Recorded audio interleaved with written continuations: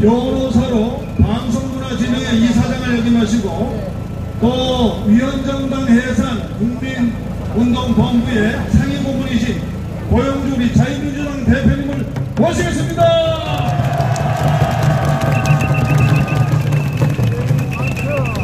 애국동지 선후배 여러분 안녕하십니까?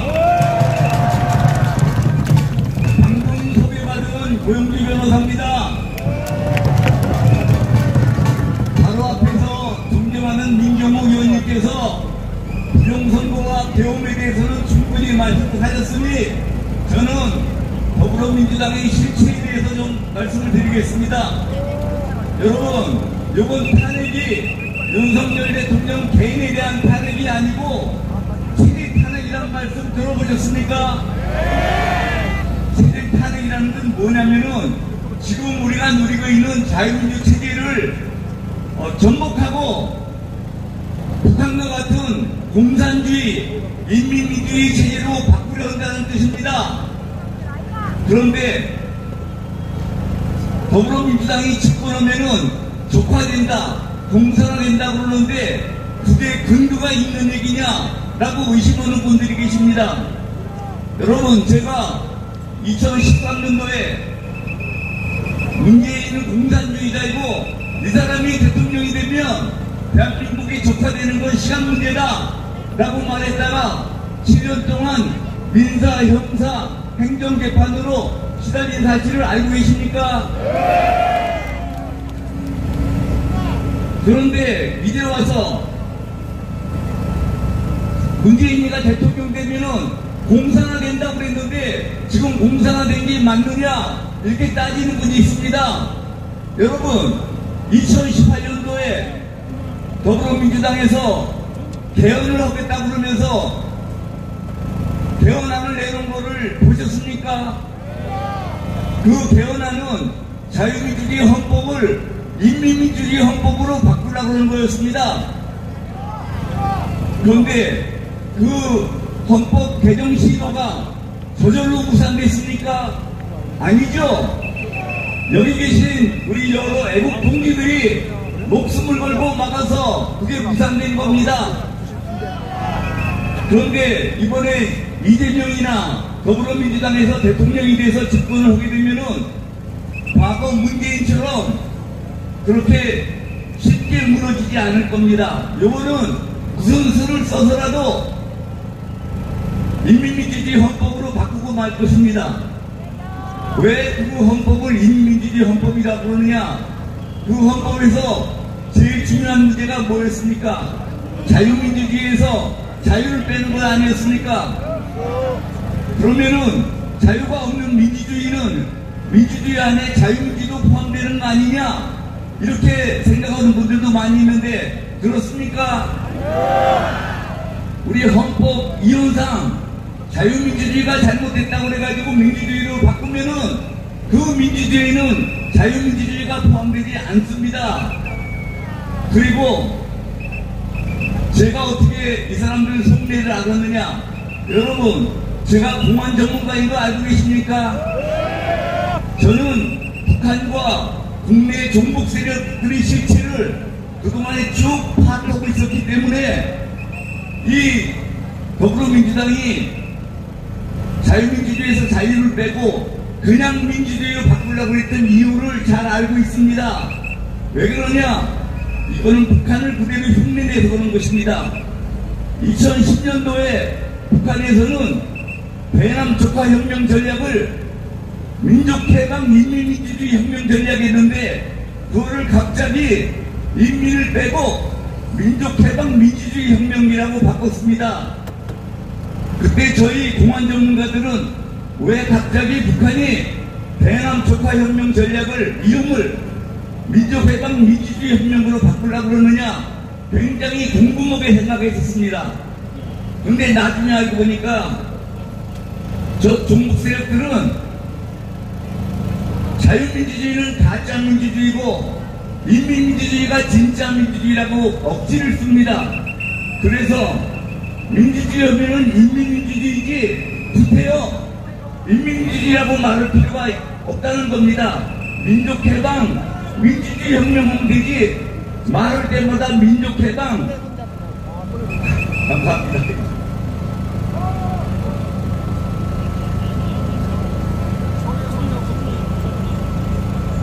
말할 때마다 민족해방, 인민민주주의 혁명이라고 할 필요가 뭐가 있느냐는 겁니다.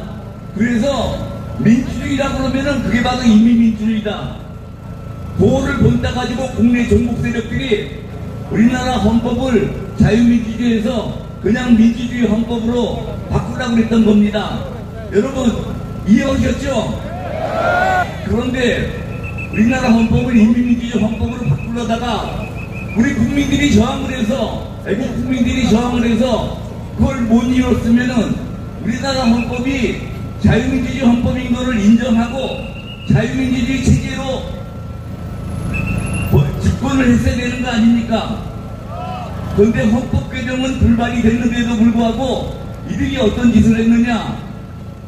우리나라 역사 교과서에서 자유민주주의라는 말을 못 쓰게 했습니다. 여러분 그 사실 알고 계십니까? 그것뿐이 아닙니다.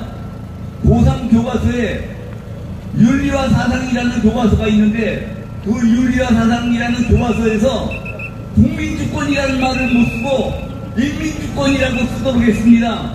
여러분 이러면은 더불어민주당이 속내가 어떤지 다 아시겠죠? 이들은 어떻게 해서든지 우리나라를 공산주의 체제로, 그래서 북한과 연방계 통일을 하려고 했던 것입니다. 여러분 이런 더불어민주당을 그냥 내버려도 되겠습니까? 저희가 작년 7월 3일에 더불어민주당에 대해서 위헌정당으로 해산해달라고 법무부에다가 위헌정당 해산 심판 청원을 했습니다. 그 내용도 알고 계십니까? 우리 헌법에서 위헌정당이라고 그러면은 국가보안법에서는 반국가단체입니다. 그런데 저희가 더불어민주당 해산 심판 청원을 했을 때만 해도 작년 7월 3일에만 해도 많은 국민들이 어떻게 제2의 땅을 해산시키느냐 믿지를 않았습니다. 그런데 윤석열 대통령만은 더불어민주당의 실체가 반국가 세력이라는 것을 분명히 인식을 했습니다. 더불어민주당이 반국가 세력이면은 어떻게 해야 되겠습니까? 해산해야 되겠죠? 그런데 저것들이 워낙 힘이 세가지고 해산이 잘 안 되니까 부득이 반국가 세력을 척결하기 위해서 비상계엄을 선포한 것입니다.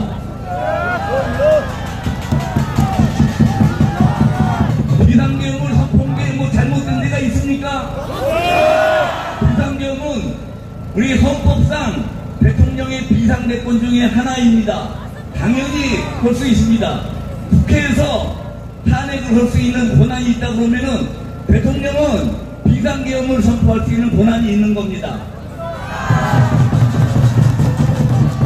그런데 저들이 뭐라고 그러냐면은 왜 군인이 15,000명이나 동원되어 있느냐, 왜 국회를 점령하려고 그랬느냐, 이렇게 시비를 겁니다. 아니 계엄이라는 게 뭡니까? 경찰로 치안 유지가 안 되니까 군인들을 동원하는 거 아닙니까? 아니 그 군인들이 안 나오면 그게 무슨 계엄입니까? 이게 말도 안 되는 소리를 하고 있고요. 그러면 왜 국회를 점령했느냐? 아니 잘 아시다시피 더불어민주당이 반국가 세력 아닙니까? 그들이 국회의원 아닙니까? 그럼 당연히 국회를 반국가 세력이 점령하고 있는 국회를 점령해야죠.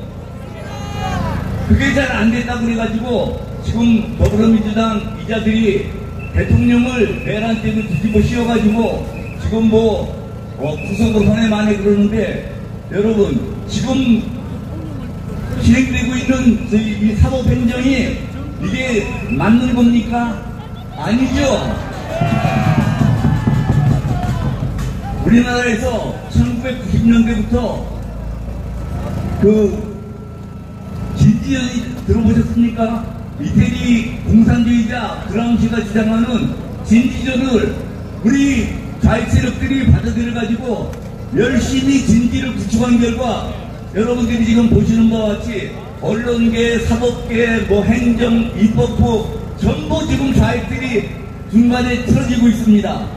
이거는 지금 옛날에 여성 14년도에 반란 사건을 보는 것 같습니다. 이 지휘부는 가만히 있고 허창수 상사가 중심이 돼가지고 완전히 지휘관들을 전부 몰살시키고 그러고 반란을 일으켰지 않습니까? 지금 하고 있는 게 바로 그거하고 똑같지 않습니까? 이번 기회가 우리 자유우파 애국 세력들한테는 천만다행입니다. 그리고 이제는 이 정도에서 더 접화되기 전에 자유민주 체제를 지킬 수 있는 기회를 하게 됐습니다.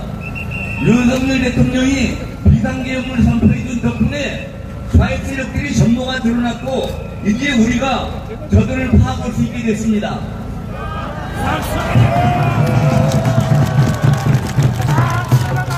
우리나라가 120년 전 을사년에 을사보조약, 을사늑약이라는 치욕을 겪었는데 여러분 110년 후에 우리나라가 반국가 세력한테 자유민주 체제를 뺏기는 대한민국을 뺏기는 그런 치욕을 겪을 수 있습니까?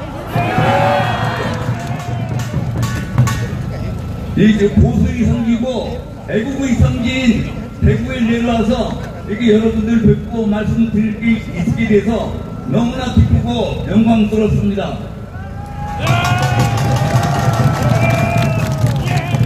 지금 우리가 믿을 때는 이 대구 시민들밖에 없습니다. 여러분들이 중심이 돼서 이 나라를 꼭 지켜주시기 바랍니다. 새해 복 많이 받으세요. 감사합니다.